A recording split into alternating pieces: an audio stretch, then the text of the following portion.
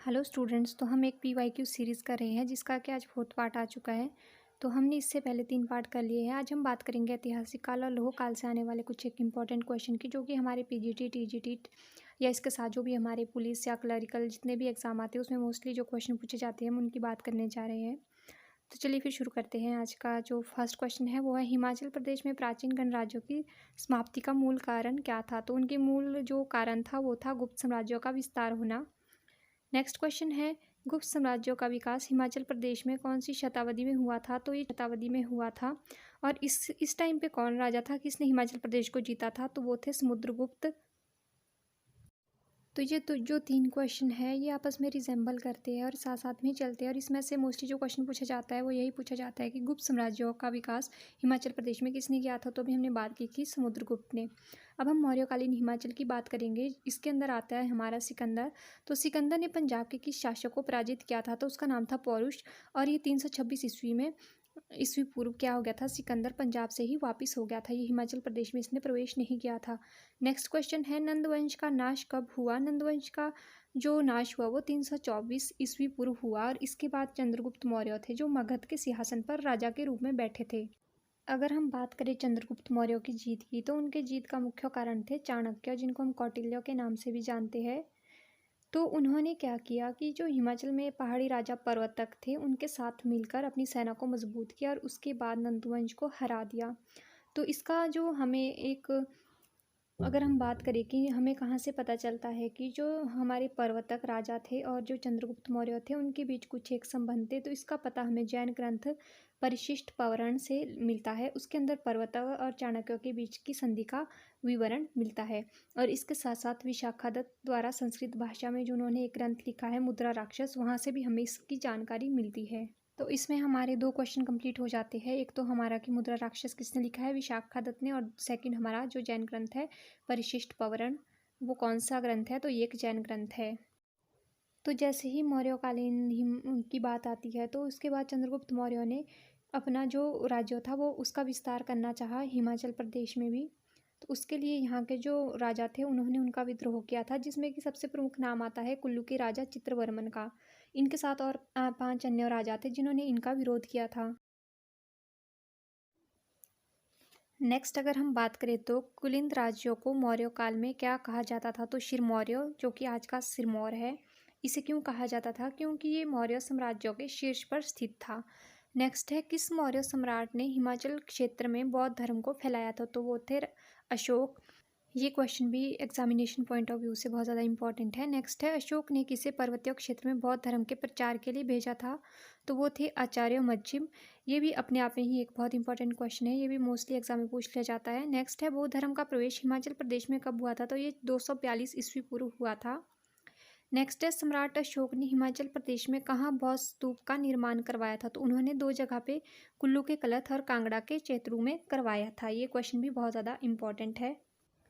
और ये हमें कहाँ से पता चलता है? हिंसांग के अनुसार जब वो अपनी यात्रा वृत्तांत कर रहे थे उस टाइम पे उन्होंने इसके बारे में बताया था। और जो कुल्लू में अवस्थित बौद्ध स्तूप है इसके बारे में एक चीनी यात्री फाहियान, जो कि 630 से 644 ईस्वी में उनके द्वारा अपनी जो बुक थी उसमें उन्होंने लिखा था इस स्तूप के बारे में।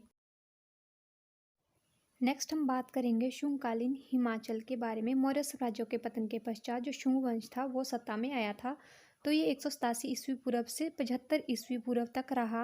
अब हम इसके बारे में कुछ एक बात करेंगे और इससे आने वाले जितने भी हमारे इंपॉर्टेंट क्वेश्चन हैं उसके बारे में हम डिस्कस करेंगे। तो इसमें मोस्टली हमारा फर्स्ट क्वेश्चन यही रहता है कि शुंग वंश कब अस्तित्व में आया था? तो इसके बारे में मैंने अभी भी बात की कि 187 ईस्वी पूर्व से 75 ईस्वी पूर्व तक। और दूसरा जो क्वेश्चन आता है वो आता है शुंग काल में कौन कौन से जो धर्म है वो यहाँ पर विकसित हुए? तो वो ब्राह्मण धर्म और शैव धर्म थे। तो जो शुंग थे उनका कुछ ज़्यादा हिमाचल पर इम्पैक्ट नहीं था। वो बहुत ज़्यादा देर तक यहाँ पर जो है अपने आप को सर्वाइव नहीं कर पाए। और यहाँ पर इन्होंने क्या किया, थोड़े बहुत अपने जो सिक्के थे वो जारी किए 2री शताब्दी ईस्वी पूर्व में। तो इसमें से भी मोस्टली यही कुछ एक इम्पॉर्टेंट क्वेश्चन है। नेक्स्ट हम बात करेंगे कुषाणकालीन हिमाचल के बारे में, जो कि बहुत ज़्यादा लंबे टाइम तक यहाँ पर रहे और इसके साथ साथ इन्होंने विशाल साम्राज्यों की स्थापना की थी। तो फर्स्ट क्वेश्चन है हमारा, कुषाण शासकों ने कितने समय तक हिमाचल प्रदेश में अपना राज्य विस्तार किया? तो इन्होंने 20 ईस्वी से 225 ईस्वी तक यहाँ पर अपना जो है शासन का विस्तार किया था। तो इनका जो साम्राज्य था वो मध्य एशिया से पूर्व में बनारस और मथुरा तक फैला हुआ था। नेक्स्ट क्वेश्चन है, कुषाण वंश का सबसे महान राजा कौन था? तो वो था कनिष्क। ये भी बहुत इंपॉर्टेंट क्वेश्चन है। और नेक्स्ट है, कनिष्क के समय कौन सी बौद्ध समिति का आयोजन हुआ था? तो वो चौथी बौद्ध समिति थी जब कनिष्क के समय इसका आयोजन हुआ था। और इसका आयोजन कहाँ हुआ था? कश्मीर के कुंडलवन विहार में। नेक्स्ट क्वेश्चन है, कुषाण शासकों का अंत हिमाचल प्रदेश में कब हुआ? तो दूसरी शताब्दी के आसपास हिमाचल प्रदेश में इनका जो अंत था वो हो गया था। नेक्स्ट हम बात करेंगे गुप्तकालीन हिमाचल की। फर्स्ट क्वेश्चन है, गुप्त साम्राज्यों का उदय कौन सी शताब्दी में और कहाँ हुआ था? तो इसका उदय तीसरी शताब्दी के अंत में कौशाम्बी के निकट हुआ था। नेक्स्ट है हमारा, गुप्त वंश का संस्थापक कौन था? तो गुप्त वंश का संस्थापक श्रीगुप्त था। इसने 240 से 280 ईस्वी तक यहाँ पर अपने साम्राज्यों का विस्तार किया। नेक्स्ट क्वेश्चन है, प्रथम महान सम्राट कौन था गुप्त वंश का? तो वो था चंद्रगुप्त प्रथम। नेक्स्ट क्वेश्चन है, महाराजाधिराज की उपाधि किस गुप्त सम्राट को मिली थी? तो ये भी चंद्रगुप्त प्रथम को मिली थी। नेक्स्ट क्वेश्चन है, गुप्त संवत की शुरुआत किसने की? तो ये चंद्रगुप्त प्रथम ने की थी। और इसने ये कब की थी? 319 से 320 ईस्वी के दौरान। नेक्स्ट क्वेश्चन है, चंद्रगुप्त प्रथम का उत्तराधिकारी कौन था? तो इसका जो पुत्र था वो था समुद्रगुप्त। और ये 335 ईस्वी में राजगद्दी पर बैठा था। और इसने आर्यव्रत के 9 शासकों और दक्षिणाव्रत के 12 शासकों को पराजित किया था। इन्हीं विजय के कारण इसे भारत का नेपोलियन कहा जाता है। तो नेक्स्ट क्वेश्चन है, भारत का नेपोलियन किसे कहा जाता है? तो वो समुद्रगुप्त है। नेक्स्ट क्वेश्चन है, समुद्रगुप्त का दरबारी कवि कौन था? तो वो था हरिसेन। ये भी बहुत इंपॉर्टेंट क्वेश्चन है। और इसके द्वारा इलाहाबाद प्रशस्ति लेख, जिसको कि प्रयाग प्रशस्ति के नाम से भी जाना जाता है, उसकी रचना की थी। तो ये क्वेश्चन भी इम्पॉर्टेंट है एग्जामिनेशन पॉइंट ऑफ व्यू से। अगर हम बात करें प्रयाग प्रशस्ति की, तो इसमें उन सीमांत देशों की सूची थी जिसको बिना युद्ध के ही समुद्रगुप्त ने अपने आधिपत्यों में कर लिया था, या जिन्होंने इसकी स्वाधीनता को स्वीकार कर लिया था। तो चौथी शताब्दी तक आते आते जो इनका साम्राज्य था वो छोटे छोटे गणराज्यों में टूटना शुरू हो गया था। तो अब हम नेक्स्ट बात करेंगे हुनों के आक्रमण के बारे में। फर्स्ट क्वेश्चन है, हुनों का प्रमुख राजा कौन था? तो उसका नाम था तोरमन और उसका पुत्र महिकुल। नेक्स्ट क्वेश्चन है, हुनों को अपना वंशज कौन मानता है? तो जो गुज्जर और गद्दी समुदाय है वो अपने आप को हुनों के वंशज मानते हैं। तो नेक्स्ट हम बात करेंगे हर्षवर्धन की। नेक्स्ट अगर हम बात करें तो गुप्त साम्राज्यों के पतन और हर्षवर्धन के उदय से पहले जो हिमाचल प्रदेश था वो छोटे छोटे राज्यों में टूट गया था। इसके साथ साथ यहाँ पर ठाकुर और राणा जो थे उनका जो सानिध्य था वो ज़्यादा बढ़ने लगा था। गुप्त वंश के पतन के बाद कुछ नए राज्यों का उद्भव हुआ, जिसमें मैत्रक, मौखरी, पुष्यभूति, परवर्ती गुप्त और गौंड राज्य थे। तो इसमें से सबसे मेन जो है वो था पुष्यभूति। इसी से ही नए वंश की स्थापना हुई थी। तो आज हम इसके बारे में बात करेंगे इसमें। फर्स्ट क्वेश्चन है, पुष्यभूति वंश के संस्थापक कौन थे? तो वो थे पुष्यभूति। नेक्स्ट है, पुष्यभूति वंश की राजधानी कहाँ थी? तो ये थी थानेश्वर में, जो कि वर्तमान हरियाणा राज्यों के कुरुक्षेत्र जनपद में स्थित थानेसर नामक स्थान है। नेक्स्ट अगर हम बात करें तो इस वंश का सबसे प्रभावशाली शासक कौन था? तो इस वंश का सबसे प्रभावशाली शासक प्रभाकर वर्धन था, जिसको कि इस वंश के स्वतंत्रता का जन्मदाता भी कहा जाता था। और इनको महाराजाधिराज की उपाधि और परम भट्टारक की उपाधि भी मिली थी। और इसके साथ साथ ही इनकी जो पत्नी यशोमती थी, उनके 2 पुत्र थे, राज्यवर्धन और हर्षवर्धन, और एक पुत्री जिसका नाम राजश्री था। और राजश्री का विवाह मौखरी राजा गृहवर्मा के साथ हुआ था।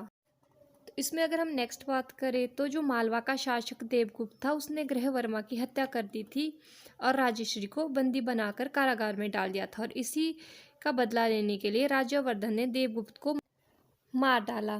परंतु जो देवगुप्त के मित्र थे वो गौंड नरेश, शशांक, उन्होंने क्या कर दिया, धोखे से राज्यवर्धन की हत्या कर दी। और इसके बाद ही क्या हुआ, 16 वर्ष की अवस्था में हर्षवर्धन को ही थानेश्वर की राजगद्दी पर बैठाया गया।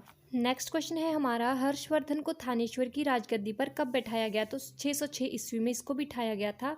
नेक्स्ट है, हर्षवर्धन को और किस नाम से जाना जाता? शीलादित्य के नाम से जाना जाता है, क्योंकि इन्होंने क्या किया था, बहुत सारे जो स्तंभ थे उस पर लिखा था मैसेज, बौद्ध धर्म का प्रचार किया था उस पर लिखकर। नेक्स्ट है, किस राजा को पराजित करके कन्नौज पर अधिकार स्थापित कर लिया था? तो इन्होंने शशांक को हराकर और कन्नौज को अपनी राजधानी बना दिया था।